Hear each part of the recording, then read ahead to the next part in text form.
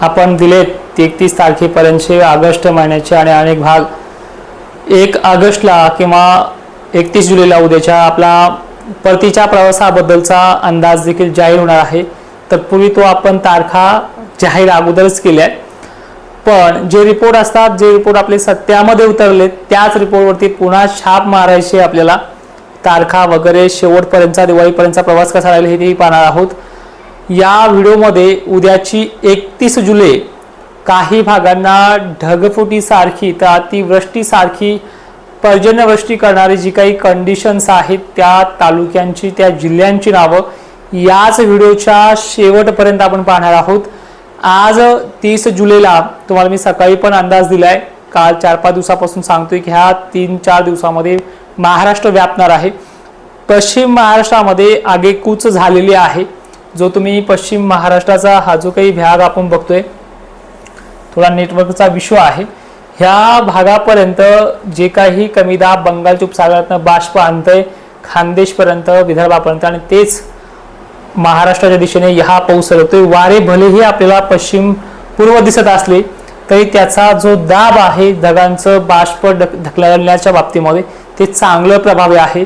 जवळपास मराठवाडा कमी अधिक प्रमाणात का होईना व्यापला आहे, विदर्भही जवळपास व्यापल्यात जमा आहे।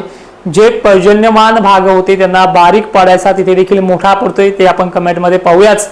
आणि खानदेशचा जो विषय आहे, संध्याकाळच्या वेळेला नंदुरबार, जळगाव हा भाग देखील आजही तिथे चालू आहे, पण जी काही जास्त मोठ्या पावसाची व्याप्ती आहे ती 31 जुलैला धुळे, नंदुरबार, शहादा, जळगाव, छत्रपती संभाजीनगर, नाशिक, अहिल्यानगरचे पण काही भाग, बुलढाणा जिल्ह्याचे पण काही भाग, भोकरदन, जाफराबाद, कन्नड, सिल्लोड, वैजापूर, सोयगाव हे जे काही शिरपूर वगैरे भाग आहेत यांना देखील 24 तासामध्ये उद्याच्या संध्याकाळपर्यंत वाढ होणार आहे। ठीक आहे, आता थोडं पुणे सर्कल आणि इंदापूर हे जे काही भाग आहे, सांगली, सोलापूर 30 जुलैलाच आजच्या रात्रीपर्यंत हा पाऊस येईल आणि हा जो प्रस्थापित पाऊस आहे, चालू पाऊस आहे, तो 31 जुलैपर्यंत खानदेश, विदर्भ आणि पश्चिम महाराष्ट्रातल्या उत्तरेकडील भागापर्यंत चालू असणार आहे। अजून मराठवाड्यामध्ये, दक्षिण महाराष्ट्रामध्ये जो जात आहे आणि मराठवाड्यामध्ये जो चालू आहे, या पावसाचा जो काही जोर आहे सकाळच्या 11 वाजेपर्यंत, काही ठिकाणी 8 वाजेपर्यंत किंवा पहाटेपर्यंत 12 घंटे अजून तो पाऊस आहे।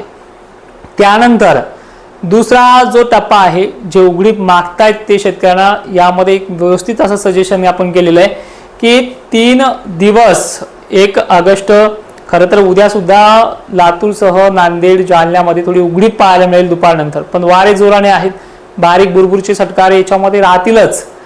पण परत महाराष्ट्रामध्ये 3 ते 5 तारखेदरम्यान सुरुवात होणार आहे।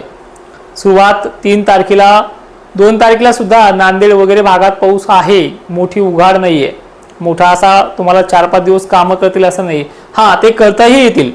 कुठला भाग आहे तो मग छत्रपती संभाजीनगरचा जो काही वरचा भाग आहे या परिसरामध्ये ह्या नेटवर्कचा इश्यू आहे आणि त्यामुळे नकाशा लागला पळाला वरती, डिजिटल बोर्ड सोडून पोहतो की काय। हा जो गॅप आहे इथे वारे जास्त जोराने राहतात, ह्या पट्ट्यामध्ये अहिल्यानगर इथे मिळू शकतो एक 6-7 दिवसाचा गॅप, 2 तारखेपासून 6-3-4 म्हणजे एवढा बी मोठा गॅप नाही, 4 दिवसाचा गॅप मिळू शकतो।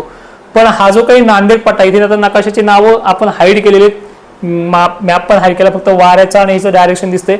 तर इथे जवळपास बीड जिल्ह्यापासून, जालन्यापासून, बुलढाण्यापासून ते जे खालचे भाग आहेत, संपूर्ण विदर्भ आणि संपूर्ण मराठवाडा, बीड, लातूरसह, धाराशिवसह पाऊस पुन्हा 3 ऑगस्ट पासून ऍक्टिव्ह होणार आहे। 3 ऑगस्ट पासून ऍक्टिव्ह झालेला पाऊस थांबेल कधी हे आज नाही सांगू शकत। सांगता आलं तर ते 9 ऑगस्टला, 8 ऑगस्टला आपण आधी सांगितलेलं आहे, तिथपर्यंत आहे।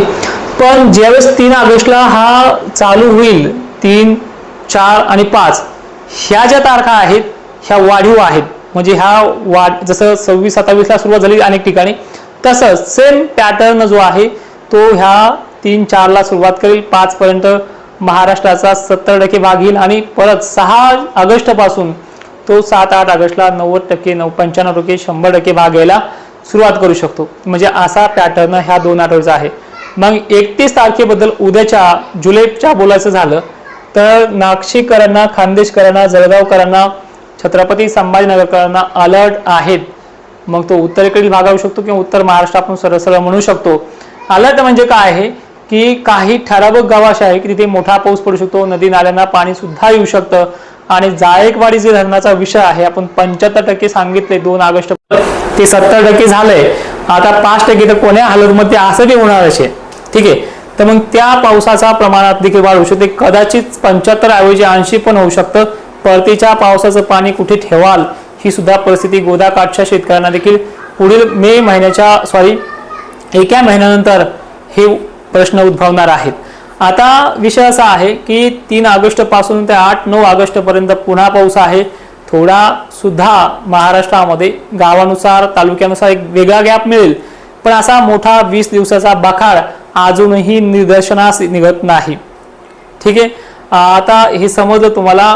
पंढरपूर एरिया वगैरे भाग जो आहे पर्जन्य छायेमध्ये हा पॅटर्न सुद्धा काय आहे, पुढच्या वर्षी कसं इथे राहू शकतं, या पॅटर्नची पद्धत वर्षानुवर्षे वाढत चालली आहे. जुलै आणि जून यांना कधीही परेशानच करणार आहे. 10 साल 5 सालातून 1 साल यांना चांगलं येईल आणि आता अशा सामना करायचा आहे ते सुद्धा त्यामध्ये आपण सांगणार आहोत. आणि हा व्हिडिओचा मुद्दा फक्त एवढाच होता की बंगालच्या उपसागरातला जो काही कमी दाब आहे हा MP वगैरे भागातनं जे काही बाष्प गोळा करून महाराष्ट्राच्या सीमेवरती आणतोय. त्यामुळे हे जे काही तुम्हाला वारे दिसतात राजस्थान गुजरात मार्गे, इथे उद्याच्याला खानदेशला काय घडू शकतं शब्दाने जर सांगितलं तर ते भंपकपणा वाटेल, पण काही मोजक्या भागात ते घडणार आहे. म्हणजे अलर्ट जळगाव खानदेश धुळेकरांना बाय चान्स बुलढाण्याला सुद्धा. आणि जर या अरबी समुद्रातल्या वाऱ्याने थोडी जरी कमकुवत परिस्थिती दाखवली तर इथे सुद्धा जालन्याच्या उत्तरेकडील भागांना सुद्धा हा प्रभाव पडू शकतो. ठीक आहे, आणि हे जे वारे एक लागोपाठ बाष्प पुरवठा करतात हे खंडित पुरवठा करणार आहेत. वाऱ्यामुळे फक्त ढग पळतील. ठीक आहे, जे बरसायचे आहेत ते पळतील, ढग तर चालूच राहणार आहेत. फवारे फुगारे हे 1 ऑगस्टला पण आहेत, 2ला पण आहेत. क्लिअर खट अशी उघाड स्वच्छ वातावरण दिवसा परेशान नाही करणारा हे मोजक्या गावखेड्यांना मिळू शकतं, पण सर्वदूर चांगली उघाड नाहीये. 3 दिवसामध्ये खतं वगैरे चालतील.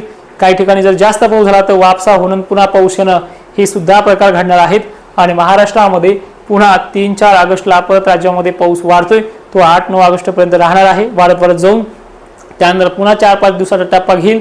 परत 17 ऑगस्ट पासून विहिरीच्या पाण्याचा जो काही प्रश्न आहे सध्या आता 30% भागांचा मिटणार आहे अशी प्रणाली आज 24 तासामध्ये आहे.